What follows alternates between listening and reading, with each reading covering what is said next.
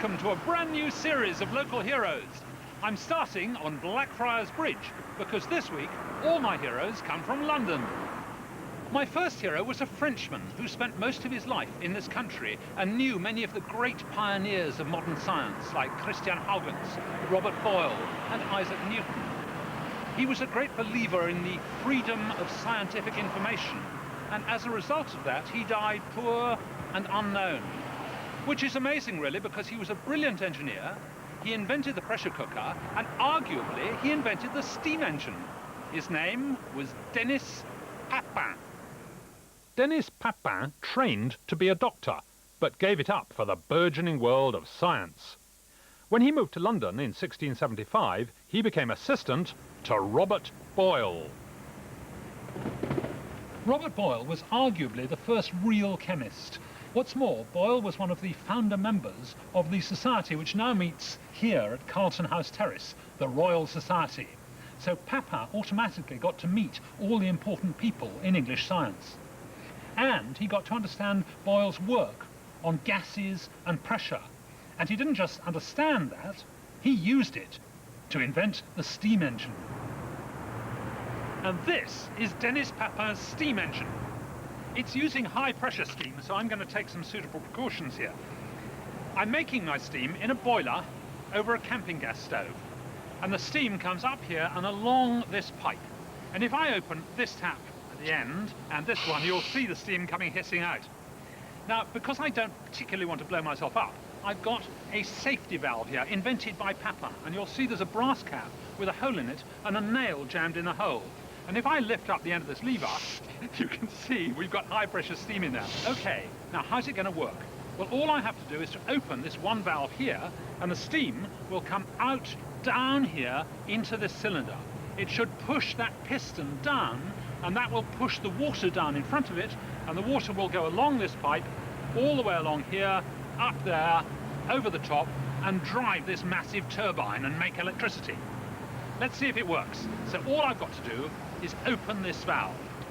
There, look, the piston's going down, and look, we're spinning the turbine, making a massive amount of electricity. We could probably run the Millennium Wheel on that. Oh, we've got to the end of the stroke. I need to switch that off, switch this on, open that, and let water back into my piston again. What happens now is that water is running by gravity from the bucket along here and back into my cylinder. And when that's finished, that stroke, I'm ready for the next stroke. So we shut that off, we close that one, and now I'm ready for the next one. Open this valve once more, down it goes, and there I'm driving my piston yet again. So this was Denis Papin's steam engine, described by him in 1698 and perfected, he said, over the next 5 years. It was at least 100 years ahead of its time, so why haven't we heard of Papin's engine? He was obsessed with freedom of information, and he didn't believe in patenting anything. So he rushed his experiments into print, even when they didn't work very well. Others improved on his ideas and made a fortune. He died in obscurity. But one of Papin's inventions did stand the test of time. And it's still with us today. He called it a new digester, or an engine for softening bones, and we call it a pressure cooker. Under pressure, liquids boil at higher temperatures. So in a saucepan on the stove, you can never get water above 100 Celsius. But if you look at this, you'll find it's now boiling at, look, 118. So it's gone up considerably, and that was exactly what Papin wanted. He measured his temperature by taking a drop of water and putting it on the top of his digester, and then seeing how long it took to evaporate. He didn't have a clock, so he used a pendulum. He would set it swinging and count the number of swings while he watched the water evaporate. So, for example, in experiment 11, on the 13th of July, he took a very old tame rabbit, which he said is but a pitiful sort of meat, and he put it in here. Underneath, he fired up 6 ounces of coal until that drop of water took just 4 seconds to evaporate. The pressure inside was 6 times normal atmospheric pressure. That's terrifying. The results were spectacular. This very old tame rabbit, he said, came out with the bones all soft, the juices turned to jelly, and tasting like a delectable spring bunny.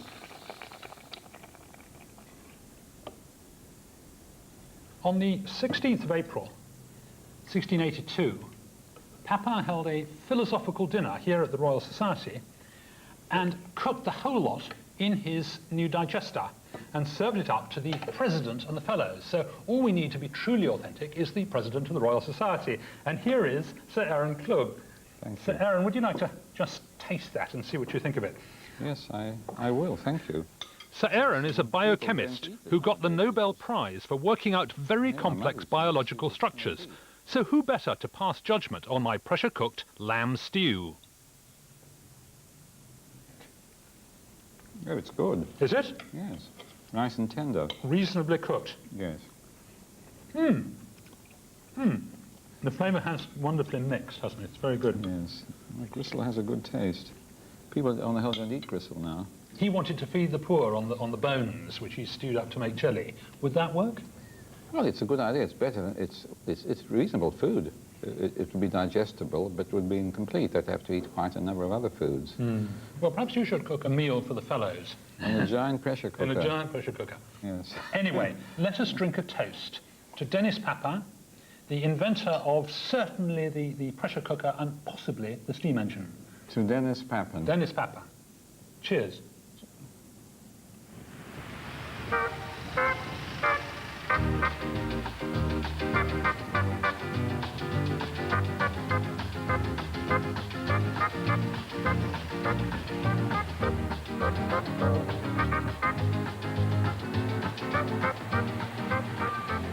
My next hero was a pioneer of family planning and managed to establish the first birth control clinic in the country. What I didn't know was she was also an enthusiastic collector of fossils, and she found the earliest known flower. Her name was Marie Stopes. Marie Carmichael Stopes was Edinburgh-born, but studied botany and geology at London University. I've come to the Natural History Museum, where Marie did some of her most distinguished work as a paleontologist. Marie's interest wasn't so much in these wonderful dinosaurs, but in their lunch, the plants they ate, and in particular, how flowering plants evolved. Marie became interested in the fossil plants from coal seams. In particular, she investigated peculiar hard lumps called coal balls. These coal balls are found in coal seams, but not flattened like the rest of the seam, because they have a sort of carbonate structure inside, almost like a skeleton. And the remarkable thing is that inside them, you can see, when they're sawn open like this, extraordinary structures of plants. In fact, you can take layers off the surface in peels like this, and then you can see wonderful detail. Here is the stem of a plant with a woody bit in the middle. Fantastic amount of information in there. Marie looked at a lot of these, and what she noticed was that none of the plants were flowering plants. And this was absolutely vital. I mean, not only were there no daffodils and petunias and things, but there were no corn, no wheat or barley or anything like that, any of the food crops. And she wondered when these flowering plants could have evolved, because clearly there weren't any at this time, which was 310 million years ago. Marie mounted an expedition to Japan, partly to visit a Professor Fuji, with whom she had fallen in love the year before, and partly in the hope of finding some very early flowering plant fossils.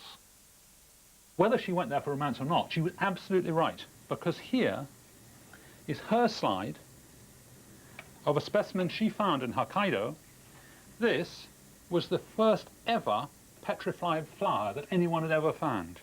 It's absolutely clear. There are three little blobs here which are crucial, because they are characteristic of this group of plants. You see this lily, we've got three blobs there, and that shows it was actually the same group of plants as this. That was the world's first petrified flower. Marie met and quickly married Dr. Reginald Ruggles Gates. Despite her biological training, Marie was rather innocent, but after 6 months, even she knew something was wrong. So she went to the British Museum and read all the books on sex.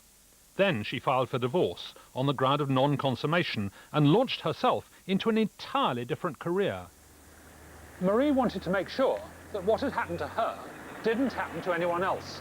So she sat down and wrote a basic book about marital relationships. It was really a simple guide to sex, and it suggested that sex was something that both partners should share equally, and what's more, that it should be enjoyable for both of them. It's pretty tame stuff today, but when it was published in 1918 under the title Married Love, it was dynamite, and it sold like hot cakes. Marie only mentioned birth control in passing in her first book, but she got such a huge response asking for more information, she wrote a second book called Wise Parenthood. And it is for her campaign for birth control that Marie Stopes is probably best remembered.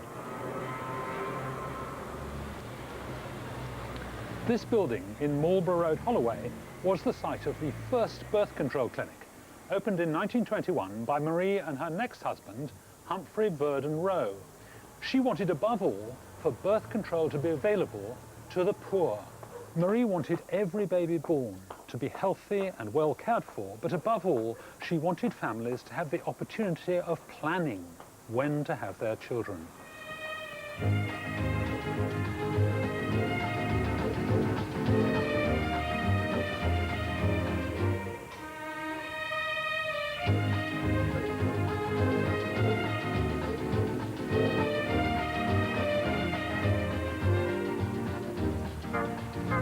The 19th century saw tremendous advances in engineering as people learned to make bigger and more ambitious structures out of new materials like steel. But my next hero realized that just as important as making things was breaking them. And he built an enormous machine to break things from boilers to bridges. His dedication to destruction made engineering a safer and more scientific profession. His name was David Kirkcaldy. The son of a Dundee merchant, David first tried his father's profession, but never settled. A friend got him a job at Robert Napier's Vulcan foundry near Glasgow. He spent the rest of his life thinking about the problems of making strong, safe structures. His official job was as chief draftsman and calculator, and he was a brilliant engineering artist. His pictures were even exhibited at the Louvre in Paris and at the summer exhibition of the Royal Academy in London, and there can't be many engineers who can claim that distinction. His life changed when they got an order at the foundry for 2 boilers to be made out of a new sort of steel, and Kirkcaldy realized they had no idea how strong this material was. So he designed a whole lot of tests to find out. He then decided this work was so important he ought to give his life to it, and he resigned from his job at the foundry, and with his own money he designed and built a vast machine to test the strength of materials. It was to be installed right here at number 99 Southwark Street, and his whole philosophy of life is summed up by the inscription over the door: facts, not opinions. It's a pity that not all engineers were so careful. At 7:13 on Sunday the 28th of December 1879, there was the worst engineering disaster Britain had seen. A train was heading north for Dundee and had to cross the River Tay using the longest bridge in the world, 2 miles long and 88 feet above the water. And for 2 years, the bridge had performed faultlessly like this. Here comes the train from Edinburgh to Dundee. No trouble at all. But that night, there was a terrible gale, later estimated at 80 miles an hour. There we are. Oh, that's certainly about 80 miles an hour. And you'll see that even with that ferocious wind, the bridge was still standing. But the combination of the wind and the train was to prove to be absolutely lethal. Look at this. Ah! The whole lot plunged into the Silbury Tay. 75 people died, and the engineers were absolutely shocked because they had believed the bridge was safe. Broken columns from the Tay Bridge were brought to Kirkcaldy's works in Southwark for testing on his enormous machine. The wonderful thing about Kirkcaldy's machine is it's still here. This is it. All this ironmongery is his machine, designed to test materials to destruction. I'm going to test this steel bar here, the one with the green marks on it. I'm simply going to pull it until it breaks. The whole thing is really like a giant weighing machine. The motive power is up this end. There's a huge cylinder here which is full of water at very, very high pressure, which puts huge force on this hydraulic ram. And that pulls enormously hard on these threaded bars here. In its heyday, it would pull with a force of up to 440 tons, but now it's in semi-rotund. It's only pulling at about 70 tons. It's still a fair bit of pull. Here we go. Yeah, so there we go. So now we're just starting to... As Hugh opens the water valve to the cylinder with one hand, he cranks out the weight along the balance arm with the other, trying to keep the arm level all the time.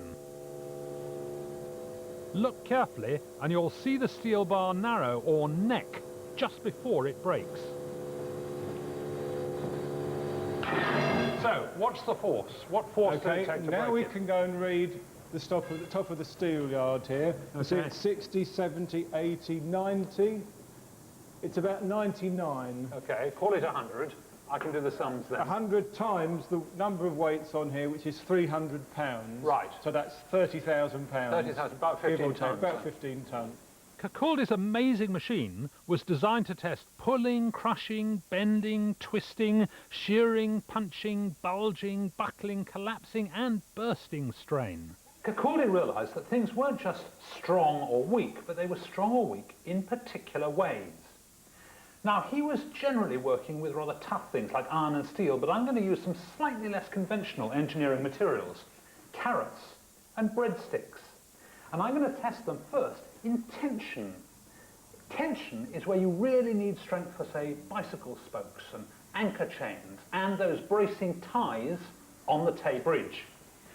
Okay, I've got a rig here. I've got lead shot, which when I open these gates will pour down the chutes into these old bean tins and it will put my carrot and my breadstick under tension. Let's see what happens.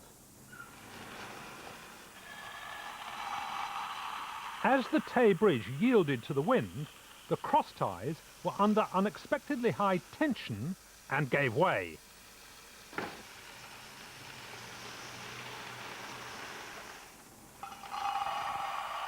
Next, compression, a pushing force.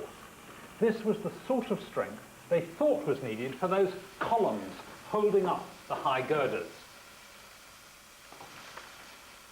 The cast iron bridge columns were expected to be in compression, but as their bases lifted in the wind, they instead experienced huge bending forces and snapped, plunging bridge, train and passengers into the Tay. Kirkcaldy's results weren't always what the engineers wanted to hear, and he became very unpopular. When he died in 1897, the Engineer magazine said he was cautious to a degree, enthusiastic past belief, honest as the sun, outspoken and fearless as a Viking, and yet, at one time, the best hated man in London.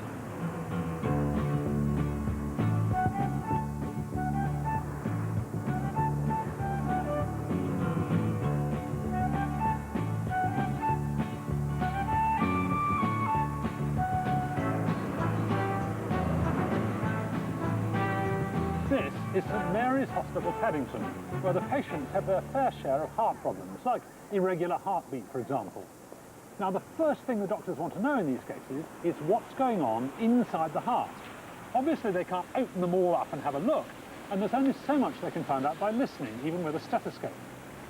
My next hero, working right here, worked out a way of finding out what's going on in a heart using just a tube of mercury and 2 bowls of salty water. That became the ECG machine, and his name was Augustus Waller. Augustus's dad, Augustus Volney Waller, did pioneering work on electrical impulses in nerves, and Augustus Jr. was determined to follow in his dad's footsteps and become a professor. This is actually known as the Waller Room. Since 1842, it was known that every time an animal's heart beats, there is, just before the beat, a tiny little pulse of electricity, and lots of people were trying to measure it. Unfortunately, you had to open up the animal first and clamp electrodes on its heart, but it was very interesting to everybody, and Waller used to measure this little pulse an instrument called a Lippmann electrometer, invented by a chap called Gabriel Lippmann. This was essentially just a U-tube like this, fat on one side and thin, a capillary tube on the other. This was half full of mercury, and on top of the mercury in the capillary was a little bit of dilute sulfuric acid. I've got one made up down here. Have a look. Here's my U-tube going around here. This is the fat side, and this is the thin side. And you'll see they're half full of mercury up to there and there. And on top of the mercury, there's a little bit of salt solution. And there's a wire poking down into the mercury and into the salt solution. What's really weird is that when you pass a tiny pulse of electricity through those wires, just watch what happens. 1, 2, 3, go. 1, 2, 3, go. 1, 2, 3, go. The mercury does a little leap upwards each time the pulse of electricity arrives. And the reason for that is that the electric current changes the surface tension of the mercury, which allows it to jump up in a capillary tube. Waller realized that if he was going to use this to measure and even record a trace from a heart, he'd need to amplify it because it's such a small movement. So he fixed his Lippmann electrometer onto a projector. And I've put mine onto this projector, which is actually an overhead projector lying on its side. And if I switch it on, you'll see that the light goes up there, hits the mirror, and goes right over here to the wall. And here is an image of my tube. This is the U-tube coming over here. This is the capillary side, and here is the top of the mercury, and this is the salt solution. The picture is upside down. He wanted to use this to record a heartbeat with time. So obviously he needed to have a moving background so that this would, as it were, move along the wall. And he used a toy train like this. Lovely idea. Here is the train. Here is the photosensitive paper that he's going to run across to record an actual electrocardiogram on the paper. So I switch on the train, 1, 2, 3, go. And I'm recording my heartbeat as the train goes along. Isn't that a lovely idea? Until 1887, this was just an experimental procedure because you had to open up the animal to put the electrodes on the heart. And obviously this wasn't much good for people. They objected to being opened up just to see if their heart was working. But then Waller had an absolute brainwave. He knew that the human body conducts some electricity, and he wondered if he could use the arms as sort of extension leads and perhaps connect the electrodes just to the ends of the limbs. So the first thing he tried was the right hand, and his electrode was a metal bowl of salty water. And the left foot, oh, there we are, left foot, another bowl of salty water. And then he connected himself up, and I'm using a modern ECG machine here. It leaps about a bit. And look, you've got lovely spikes of my heartbeat. I'm alive, I'm alive. So that worked beautifully. He tried every combination of hands and feet. And he found, for example, that when he put both feet in and switched on, he got absolutely nothing. So either he was dead or the 2 feet together don't work. He tried every combination, even his mouth, using a special electrical spoon. So this was connected to the electrode. And what he found was this. The heart's in the middle of the body like that. It's about the size of your fist. And every time it fires, the electrical pulse goes from the top down to the bottom like that. Down to the bottom, down to the bottom. But the heart's not straight up. It's at a bit of an angle. And that means it's as though your body is in 2 halves divided like this. So your head and your right hand are on one side, and all the rest of the limbs are on the other side. So as long as you connected your head or your right hand to one electrode, and any of the other limbs to the other side, you got this wonderful signal coming out. And he'd cracked this amazing problem. He'd worked out how, without opening up the body, you could get a picture of how healthy the heart was. A fantastic breakthrough.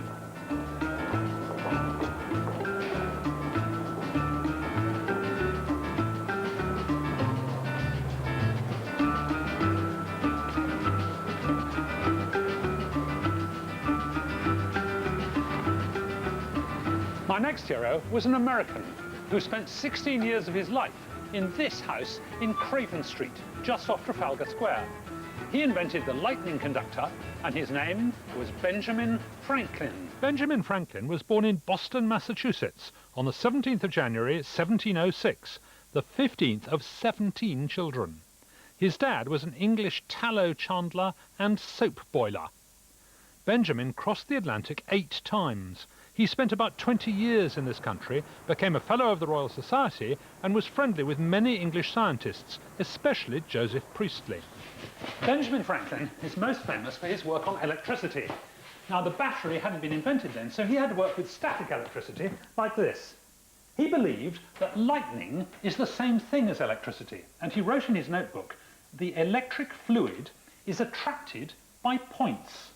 We do not know whether the same property is in lightning. Let the experiment be made." Thunderstorms were thought to be manifestations of divine wrath, and the best defence was to ring the church bells. But every year dozens of church steeples were struck and many bell ringers killed. This is the apparatus that Franklin designed to test his theory.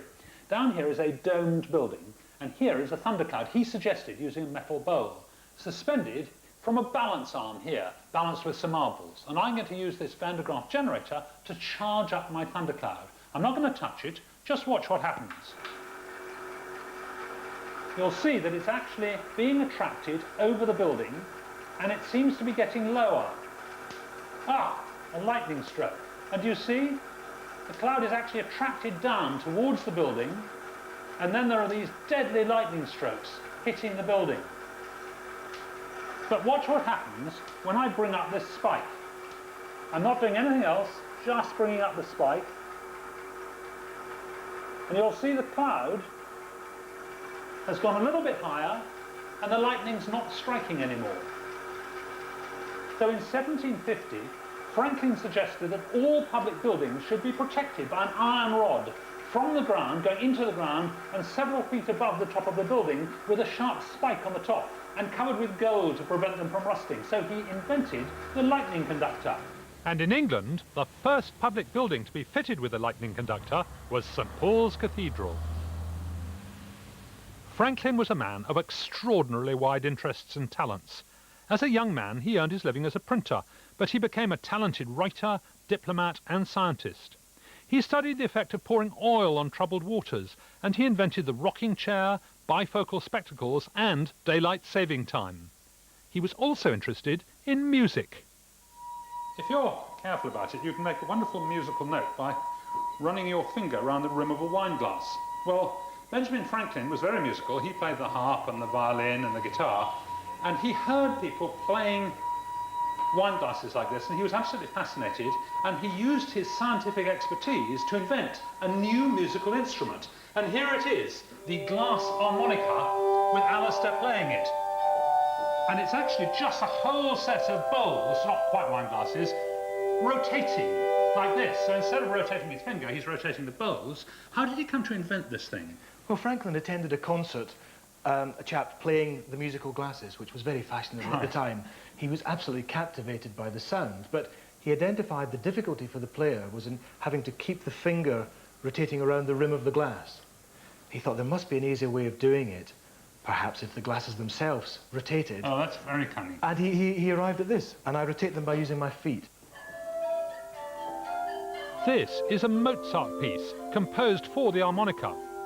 But what Franklin himself most enjoyed Press a bit harder to begin with. That's it, now hold it there. were Scottish folk tunes, which is great because that means I can join Alistair playing the drone. That is fantastic. Well, I'm sorry, that's all the heroes from London. See you next time. Now, here's a challenge for you. Can you use your scientific expertise to design a brand new musical instrument? If you can, write and tell me about it. If you'd like to send me pictures or video of your scientific musical instrument, write to Local Heroes, PO Box 267, Leeds LS7 2BE, or look at my website for more details at www.bbc.co.uk/history.